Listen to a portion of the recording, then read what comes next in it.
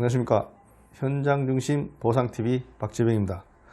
오늘은 보상협의에 관해서 간략히 한 말씀을 드리고자 합니다. 쟁점은 보상협의는 언제 이루어지는가 입니다. 언제 이루어지는가? 언제 이루어질까요?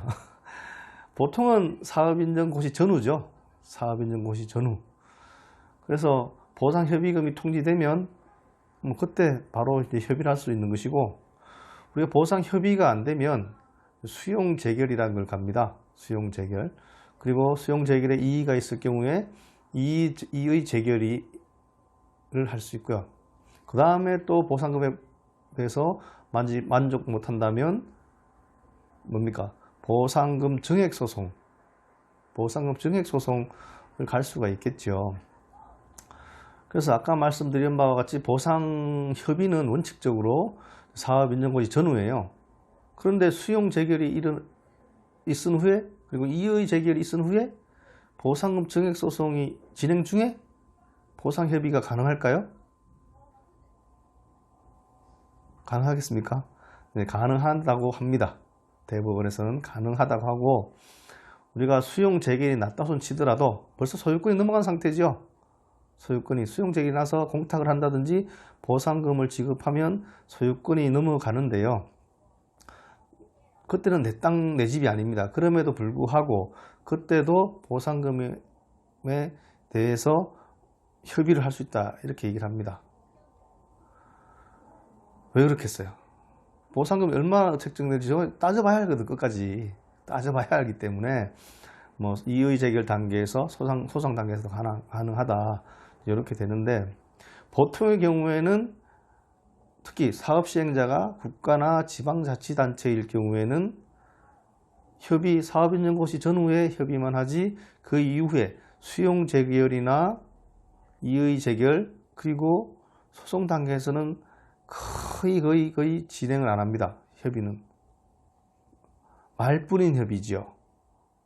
수용재결이 난 이후에 손실보상금 협의 요청 해가지고 날라오는 것은 수용재결 보상금을 받아가라, 이 얘기입니다. 안 받아가면 공탁을 하겠다, 이게 그때 쓰이는 협의거든요. 우리가 일반적으로 이해하는 내 얼마 더 줘, 얼마 더 주면 합의해 줄게, 이런 협의는 아닙니다. 그렇지만 우리가 이제 사업시행자가 국가나 지자체 같은 경우에는 거의 그런 얼마 줄게, 얼마 더 빨리 줘, 이렇게 하는 경우는 거의 없습니다. 거의. 그렇지만 이제 사업시행자, 민간 사업시행자이다 보면 그런 경우가 좀 있어요. 좀 비일비재 정도는 아니지만 있습니다. 특히 어떤 경우가 있겠습니까? 제가 재개발 현금청산을 많이 도와드리다 보면 재개발 조합은 민간이거든요. 그러다 보니까 그분들은 사업이 급해요. 시급을 다툴 때가 많아요. 그렇다 보니까 계속 이래저래 다투다 보면 시간 끌고, 그리고 건물 인도 못 받고 이러면은 사업이 늦어다 보니까 이제 협의를 하는 경우가 종종 있습니다. 대구에도 최근 평리 몇 구역이라는 곳이 상당히 파격적으로 이제 수용 재결이 난 이후에 이제 협의를 하다 보니까 그 주위에 있는 지역에 다른 구역에 있는 현금청산자들이 상당히 이제 상대적으로 억울함을 토로하지요. 분명히 이제 법적 절차는 진행하는 거지만 손실보상금의 협의, 개인적으로 타협을 하다 보면 상당히 또 많은 이제 퍼센테이지로 합니다. 그런데 그런 사례가 있었는데, 무턱대고 이제 보상협의, 수용재결이 났는데, 이의재결이 났는데 협의만 기다리시면 큰 코 다치십니다. 왜 그러냐면 재개발 조합에서도 이익이 있어야 될 겁니다. 실리가 있어야 돼요. 특히 조합장님은 자기가 더 준다 하면 어떻게 됩니까? 조합장은 조합원들의 이익을 위해서 일하는 분인데, 현금청산자들한테 자기 임의로 10% 더 줄게, 20% 줄게, 30% 더 줄게 주게 되면 어떻게 됩니까?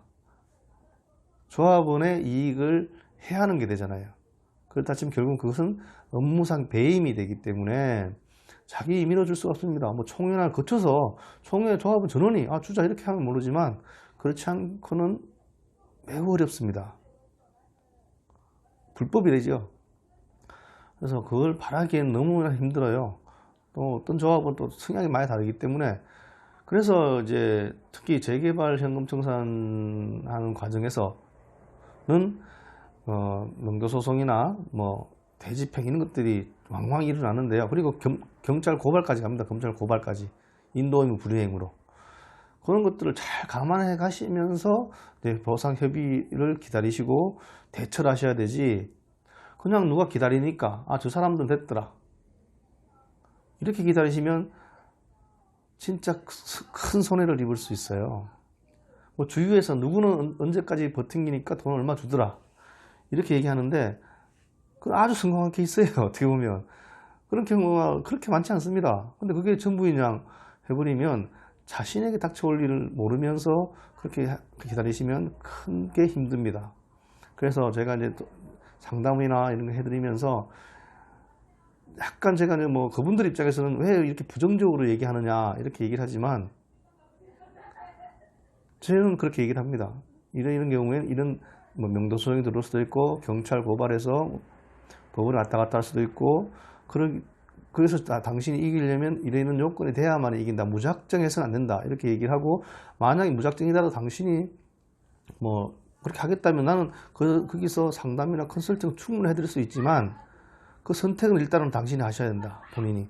당신이 져야 될 무게니까. 그러면 좀 많이 좀 그래요. 뭐 네가 똑부러지게 얘기해줘야지. 뭐 이렇게 얘기하는데 그건 아니죠. 저야 당연히 계속 진행을 하면 가능성이 있으니까 더 많이 받을 가능성은 있거든요. 협의가. 그렇지만 그 가능성 때문에 나의 의뢰인을 공경에 처하게 할 수는 없거든요. 정확하게 어떤 상황에서 어떤 문제가 있다. 이런 게 이렇게 되면은 이런 정도의 대처는 가능하지만 이런 문제가 있을 수 있다. 이렇게 얘기를 꼭 해드리는데 너무 힘들어 하세요.